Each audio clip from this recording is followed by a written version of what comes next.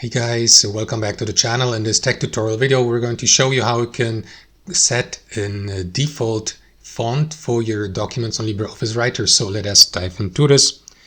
So guys, navigate to LibreOffice Writer, and if you for instance change to a different font here at the top, you will be given the opportunity to choose one of these. However guys, if you don't change it, you will see most likely the default font set for your account here on LibreOffice Writer. So to change that so that you may gain access to another or use another font whenever you start a new document without switching to it, you may do that through the font or default font settings. You can access these by clicking to Tools here, by navigating to Options, and here guys, enable LibreOffice Writer or expand that tab and select Basic Fonts tab here, and next to Default, but you can also enable a default font for headings and so on and so forth.